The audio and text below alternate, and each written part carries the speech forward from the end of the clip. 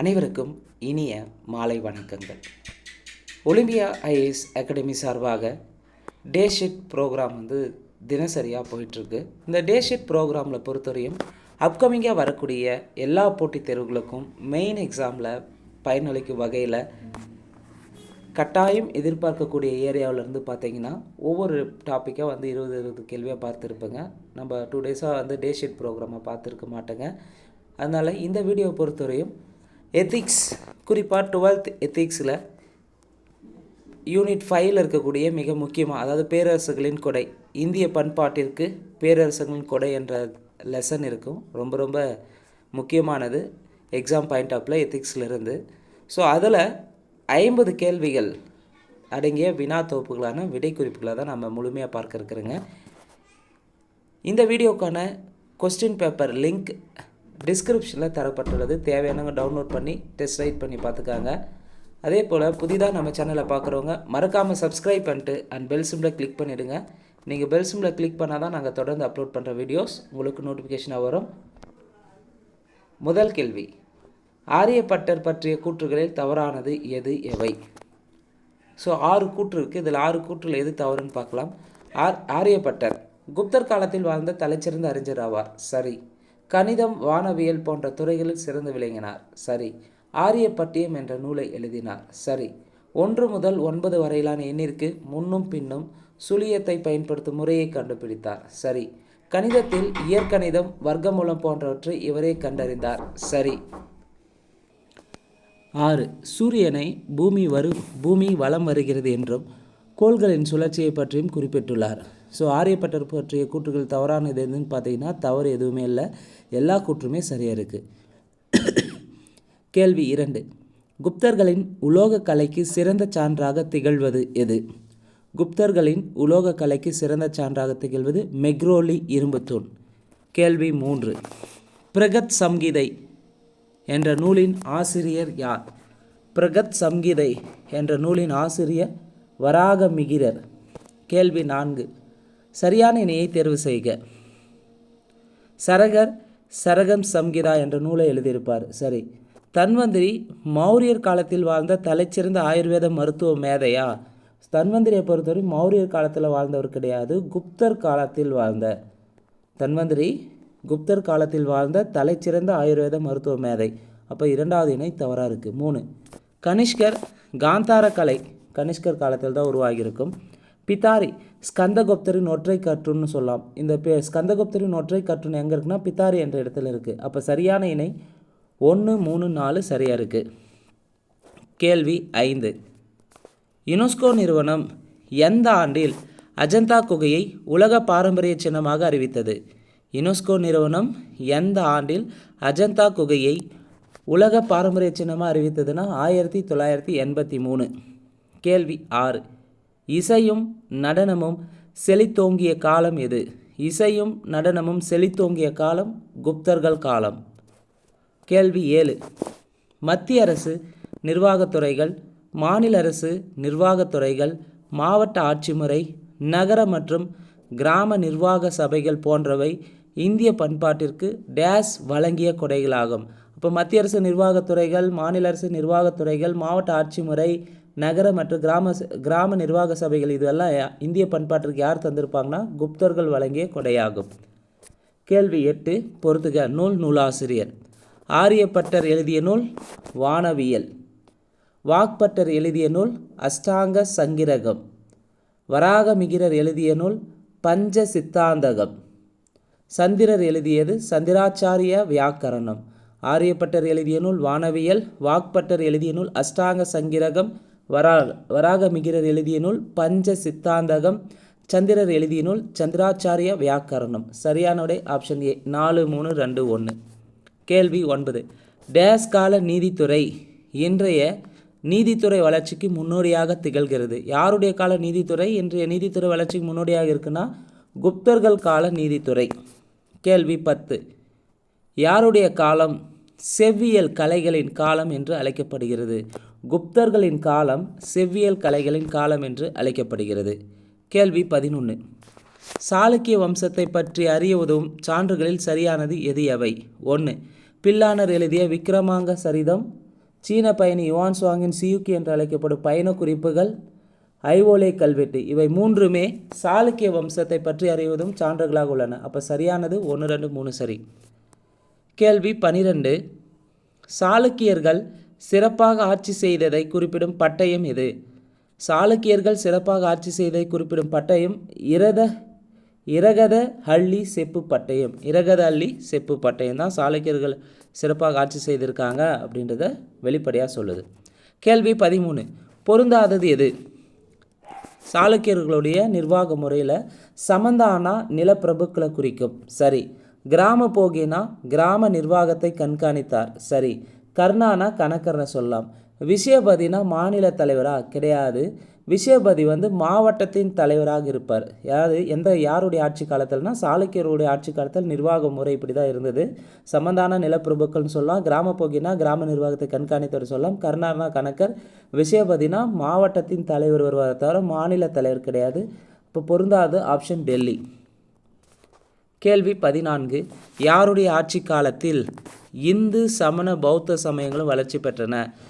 2ஆம் புலிகேசி ஆட்சி காலத்தில் தான் இந்து சமண பௌத்த சமயங்களும் வளர்ச்சி பெற்றிருக்கும். ஐஓலை கல்வெட்டை பொறித்தவர் யார்? ரவி கீர்த்தி. ஐஓலை கல்வெட்டை பொறுத்தவர் யார்? ரவி கீர்த்தி. 2ஆம் புலிகேசி ஆட்சி காலத்தில் ஐஓலை கல்வெட்டை பொறிச்சிருப்பாங்க ரவி கீர்த்தி. கேள்வி 16. யுவான் சுவாங் என்ற சீன பயணி யாருடைய அவைக்கு வருகை புரிந்தார்? யுவான் சுவாங் என்ற சீன பயணி 2ஆம் புலிகேசி. யுவான் சுவாங் என்ற சீன பயணி 2ஆம் புலிகேசி ஆட்சி காலத்தில் தான் வருகை புரிந்திருப்பார் அவருடைய அவைக்கு. கேள்வி 17. பின்வரும் கூற்றுகளில் சரியானது எவை? ரவிகீர்த்தி 1ஆம் புலிகேசி அவையில் இருந்தாரா? தப்பு. ரவிகீர்த்தியை பொறுத்தவரையும் 2ஆம் புலிகேசி அவையில் இருந்தார். இவர் சமண சமயத்தைச் சேர்ந்தவர் ஆவார். 2வது கூற்று சரி. 2 மட்டும் தான் சரியாக இருக்குது. கேள்வி 18. சாளுக்கியர்கள் கோயில்களை கட்டுவதற்கு டேஸ் பாணியை பயன்படுத்தினர். சாளுக்கியர்கள் கோயிலை கட்டுவதற்கு வேசார கலைபாணியை பயன்படுத்தினர். கேள்வி 19. விருபாக்ஷர் கோயில் எந்த கோயிலை போன்றே கட்டப்பட்டது? விருபாக்ஷர் கோயிலை பொறுத்தவரையும் காஞ்சி கைலாசநாதர் கோயிலை போன்றே கட்டியிருப்பாங்க. கேள்வி 20. ரேவதி ஓவஜா பின்வரும் எந்த கோயிலின் கருவறையை வடிவமைத்தார்? ரேவதி ஓவஜா பார்த்தீங்கன்னா பாபநாதர் கோயிலின் கருவறையை வடிவமைத்திருப்பார். கேள்வி 21. சாளுக்கிய நாட்டின் கோயில் நகரம் என்று அழைக்கப்படும் நகரம் எது? சாளுக்கிய நாட்டின் கோயில் நகரம் என்று அழைக்கப்படும் நகரம் ஐஓலே நகரம். கேள்வி 22. துலாபாரம் இரண்ய கற்பம் போன்ற இந்து சமய விழாக்கள் யாருடைய ஆட்சி காலத்தில் கொண்டாடப்பட்டது? துலாபாரம் இரண்ய கற்பம் போன்ற இந்து சமய விழாக்கள் யாருடைய ஆட்சி காலத்தில் கொண்டாடப்பட்டதுன்னா ராஷ்டிரகூடர்கள் ஆட்சி காலத்தில். கேள்வி 23. உத்தரங்கம் என்ற வரி ராஷ்டிரகூடர்கள் காலத்தில் வசூலிக்கப்பட்டது. இந்த வரி என்பது விளைச்சலில் எவ்வளவு வசூலிக்கப்பட்டது? உத்தரங்கம் என்ற வரி ராஷ்டிரகூடர்கள் காலத்தில் வசூலிக்கப்பட்டது. இந்த வரி என்பது விளைச்சலில் 1/4 பங்கு. விளைச்சலில் 1/4 பங்கு ராஷ்டிரகூட காலத்தில் தான் வசூலிச்சிருப்பாங்க உத்தரங்கம் என்ற வரி. சரியான விடை ஆப்ஷன் ஏ. கேள்வி 24. பொறுத்துக. சமணசேனர் நூலாசிரியர். சமணசேனர் எழுதிய நூல் ஆதிபுராணம். மகாவீர ஆச்சாரிய எழுதிய நூல் கணித சாரசம்கிரகம். கத்தியானர் எழுதிய நூல் அமோக விருத்தி. அமோக வர்ஷன் எழுதிய நூல் கவிராஜ மார்க்கம். சமணசேனர் எழுதிய நூல் ஆதிபுராணம். மகாவீர ஆச்சாரியார் என்பவர் எழுதிய நூல் கணித சாரசம்கிரகம். கத்தியானர் எழுதிய நூல் அமோக விருத்தி. அமோக வர்ஷன் எழுதியது கவிராஜ மார்க்கம். இப்போ சரியான விடை 1, 2, 3, 4 சரி. கேள்வி 25. புகழ்பெற்ற ராஷ்டிரகூட மன்னரான 1ஆம் அமோக வர்ஷரின் ஆசிரியர் யார்? 1ஆம் அமோக வர்ஷரின் ஆசிரியர் யார்னா ஜீனசேனர். கேள்வி 26. பார்சவநாதரின் வாழ்க்கை வரலாற்றையும் சமண போதனைகளையும் தொகுத்து பார்சவ பூதயா என்ற நூலாக எழுதியவர் யார்? பார்சவநாதரின் வாழ்க்கை வரலாற்றையும் சமண போதனைகளையும் தொகுத்து பார்சவ பூதயா என்ற நூலாக எழுதியவர் ஜீனசேனர்.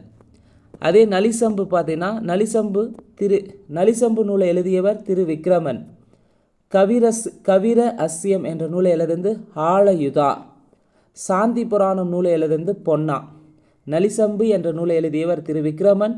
கவிர அஸ்யம் என்ற நூலை எழுதியது ஹாலா யுதா. சாந்தி புராணம் என்ற நூலை எழுதியவர் பொன்னா. கன்னட மொழி கவிஞர்களுள் தலைச்சிறந்தவர் யார்? கன்னட மொழி கவிஞர்களுள் தலைச்சிறந்தவர் பம்பா. கன்னட மொழி கவிஞர்கள் தலைச்சிறந்த யார்? பம்பா. கேள்வி 28.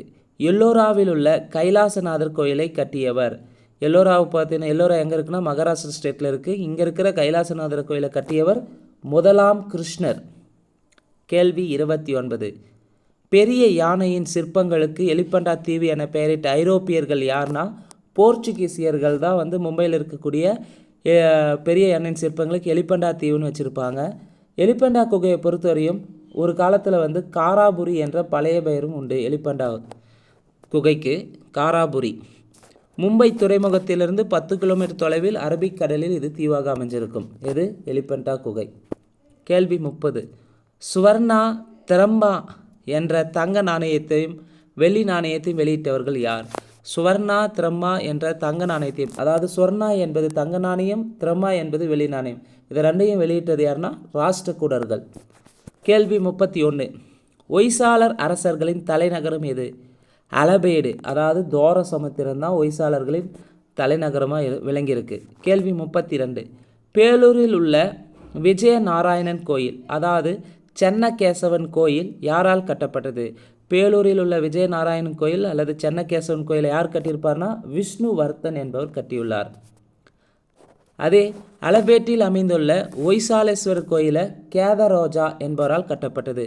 அலபேட்டில் அமைந்துள்ள ஒய்சாலேஸ்வரர் கோயில் கேதரோஜா என்பவரால் கட்டப்பட்டது. கேள்வி 33. ருத்ரபட்டா என்ற கவிஞரை ஆதரித்தவர் யார்? ருத்ரபட்டா என்ற கவிஞரை ஆதரித்தவர் 2ஆம் வீர பல்லாளர். கேள்வி 34. தெய்வீக ஆபரணம் என்று அழைக்கப்படும் கோயில் எது? தெய்வீக ஆபரணம் என்று அழைக்கப்படும் கோயில் கேதாரீஸ்வரர் கோயில். தெய்வீக ஆபரணம் என்று அழைக்கப்படும் கோயில் கேதாரீஸ்வரர் கோயில். கேள்வி 35. திரிகுடசலம் என்று அழைக்கப்படும் 3 சன்னதி கோயில் எது? திரிகுடசலம் என்று அழைக்கப்படும் 3 சன்னதி கோயில் எதுனா கேசவன் கோயில். கேள்வி 36. லீலாவதி என்னும் முதல் புதுமை கதையை எழுதியவர் யார்? லீலாவதி என்னும் முதல் புதுமை கதையை எழுதியவர் நேமிச்சந்திரன். கேள்வி 37. சரியான இணையை தேர்வு செய்க. நாகச்சந்திரா ராமாயணத்தை கன்னட மொழியில் எழுதியிருப்பார். சரி. ஹரீஸ்வரன் கிரிஜா கல்யாணம் என்ற நூலை எழுதியிருக்காரு. சரி. ராகவாங்கன் ஹரிச்சந்திர காவியத்தை எழுதியிருப்பார். நாகச்சந்திரா ராமாயணத்தை எழுதியிருப்பார் கன்னட மொழியில். ஹரீஸ்வரன் கிரிஜா கல்யாணம் என்ற நூலை எழுதியிருப்பார். ராகவாங்கன் என்பவர் ஹரிச்சந்திரா காவியம் என்ற நூலை எழுதியிருக்கார். இப்போ சரியான இணை 1, 2, 3 சரியாக இருக்குது. கேள்வி 38. ரிக் பாஷ்யம் என்ற நூலை எழுதியவர் யார்? ரிக் பாஷ்யம் என்ற நூலை எழுதியவர் மத்துவர். கேள்வி 39.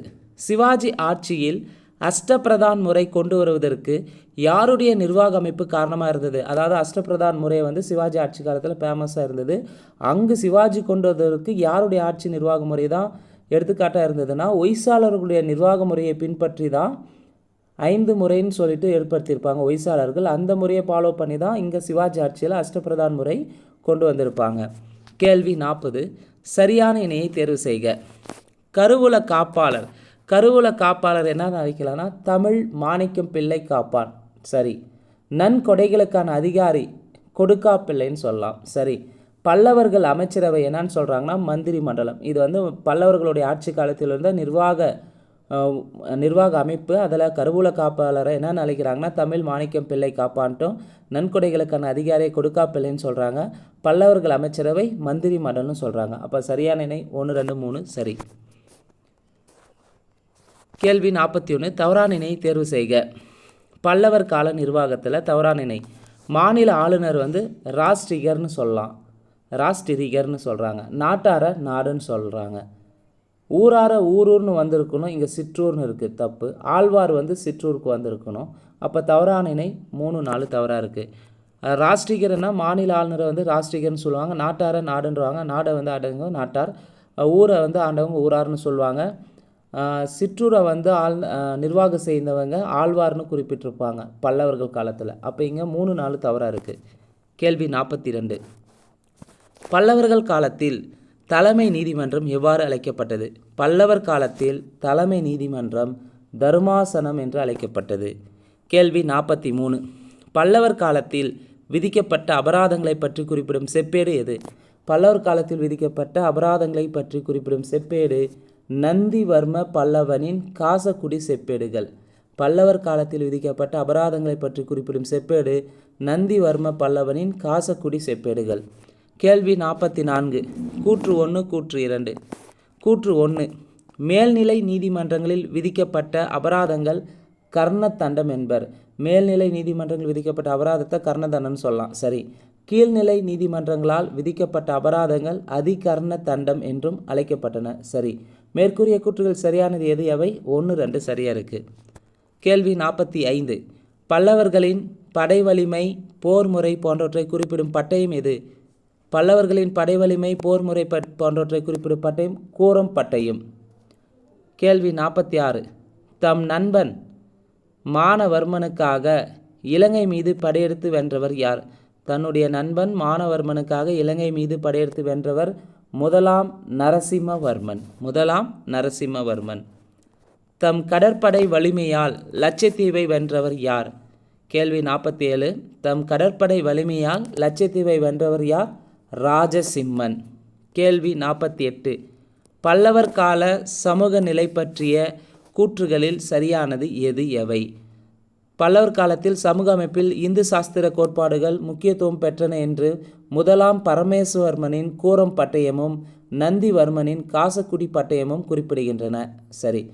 பல்லவர்கள் காலத்தில் சமூக அமைப்பில் இந்து சாஸ்திர கோட்பாடு முக்கியத்துவம் பெற்றன என்று முதலாம் பரமேஸ்வரனின் கூரம் பட்டயமும் நந்திவர்மனின் காசக்குடி பட்டயமும் குறிப்பிடுகின்றன. சரி. வணிகர்கள், கலைஞர்கள், பொற்கொள்ளர், கருமார், தச்சர், மீனவர், கைவினைஞர்கள், கால்நடை வளர்ப்பு உட்பட பல பிரிவினர் இருந்தாங்க. சரி. பல்லவர் கால சமூகத்தில் வர்ணாசிரம முறை பின்பற்றப்படவில்லை. தப்பு. பல்லவர்கள் காலத்தில் வர்ணாசிரம முறை பின்பற்றப்பட்டன. அப்போ இங்கே சரியான கூற்று எதுனா 1, 2 சரி, 3 தவறு. கேள்வி 49. பல்லவர் காலத்தில் வெளிநாடுகளுடன் வாணிகத்தில் ஈடுபட்ட குழு எது? பல்லவர் காலத்தில் பொறுத்தவரை வாணிகத்தில் ஈடுபட்டது சுதேசி, நானாதேசிகன் 501 வருவாங்க. இதில் வெளிநாடுகளுடன் வாணிகத்தில் ஈடுபட்ட குழு பல்லவர்கள் காலத்தில் யாருன்னா நானாதேசிகன் குழு தான் வெளிநாடுகளுடன் வாணிகத்தில் ஈடுபட்டன. கேள்வி 50. சரியான இணையை தேர்வு செய்க. சாக்தம்னா சக்தி வழிபாடு. சரி. கௌமாரம்னா சூரிய வழிபாடா? தப்பு. சௌரம்னா முருக வழிபாடா? தப்பு. கானபத்தியம்னா கணபதி வழிபாடு. சரியான இணை என்னென்னா சாக்தம்னா சக்தி வழிபாடு, கானாபத்தியம்னா கணபதி வழிபாடு. 1, 4 சரியாக இருக்குது. 2, 3 தவறு. கௌமாரம் என்பது முருக வழிபாட்டை குறிக்கும். சௌரம் என்பது சூரிய வழிபாடு. 2, 3 மாறி இருக்குது. அப்போது இங்கே சாக்தம்னா சக்தி வழிபாடு, கௌமாரம்னா முருக வழிபாடு, சௌரம்னா சூரிய வழிபாடு, கானாபத்தியம்னா கணபதி வழிபாடு. ஸோ இந்த வீடியோவை பொறுத்தவரையும் 12th எத்திக்ஸ் நியூ புக்கில் இருந்து யூனிட் 5ல் இருக்கக்கூடிய இந்திய பண்பாட்டிற்கு பேரரசர்களின் கொடை என்ற தலைப்பில் இருக்கக்கூடிய மிக முக்கியமான 50 வினாக்களுக்கான விடை குறிப்புகளை முழுமையாக பார்த்துருக்குறேங்க. இந்த வீடியோ நிச்சயமாக டிஎன்பிசி தேர்வு நடத்தக்கூடிய எல்லா போட்டித் தேர்வுகளுக்கும் நமக்கு பயனுள்ளதாக இருக்கும். கட்டாயம் எக்ஸாம் பாயிண்ட் ஆஃபில் மெயின் எக்ஸாமில் ரிஃப்ளெக்ட் ஆகுங்க. இந்த டே ஷீட் ப்ரோக்ராமை பொறுத்தவரையும் முழுக்க மெயின் எக்ஸாமில் எதிர்பார்க்கக்கூடிய கேள்விகளை தான் நம்ம தினசரியாக பார்த்துருக்குறோங்க. இந்த வீடியோ உங்களுக்கு பிடிச்சிருந்தால் லைக் பண்ணுங்கள், கமெண்ட் பண்ணுங்கள். மறக்காமல் டிஎன்பிசி எக்ஸாமுக்கு ப்ரிப்பேர் பண்ணுறவங்க ஃப்ரெண்ட்ஸ்க்கு ஷேர் பண்ணுங்கள். நன்றி, வணக்கம்.